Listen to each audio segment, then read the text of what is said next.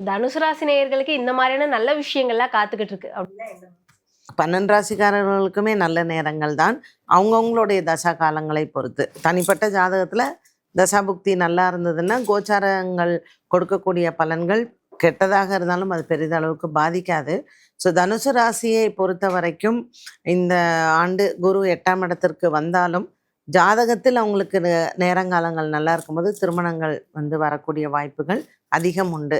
So இவங்க இல்லை குரு 8ல் இருக்குது, நான் இப்போ பண்ணலை, ஒரு வருஷம் கழித்து பண்ணுறேன் அப்படிங்கும்போது நல்ல வரன்களை விட்டுருவாங்க. அதனால் நல்ல இடம் நல்ல இது அப்படின்னு தெரிஞ்சால் நீங்கள் குருவுக்கு ஏதாவது பரிகாரம் பண்ணிட்டு கூட கல்யாணம் பண்ணலாம், தவறில்லை. 4ஆம் இடத்துல சனி பகவான் வரும் பொழுது எப்படி நீங்கள் செலவு பண்ணுறீங்க, உங்களுடைய பொருளாதாரத்தை ஃபினான்ஷியல் மேனேஜ்மெண்ட் ரொம்ப ரொம்ப முக்கியம். அதுவும் தொழில் செய்கிறவங்களுக்கு, சுய தொழில் இல்லைன்னா கூட்டு தொழில் இதெல்லாம் பண்ணுறவங்க கொஞ்சம் உங்களுடைய ஃபைனான்ஸை பார்த்து செலவு பண்ணுறது ரொம்ப ஜாக்கிரதையாக இருக்க வேண்டிய ஒரு காலகட்டம். ஏன்னா உங்களுக்கு ராகு 2ல் வரும், அப்புறம் கேது 8ல் வருவார்.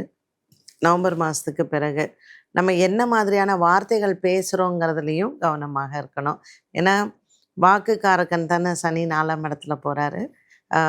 பூமி சார்ந்த விஷயங்கள், வண்டி வாகனங்கள் சார்ந்த விஷயங்கள், இதில் எல்லாம் கவனமாக இருக்கணும். இப்போ இந்த ட்ராவல்ஸ்லாம் நடத்துகிறாங்க இல்லையா, அவங்களுக்கெல்லாம் நிறையா அந்த வண்டியில் செலவுகள்லாம் வர்றதுக்கு வாய்ப்பு இருக்குது. ஸோ எது அவங்கவுங்க செய்யக்கூடிய தொழில் விஷயத்தில் கவனமாக இருந்தால் தனுசு ராசிக்காரர்களுக்கு இந்த வருடம் நல்ல வரும்.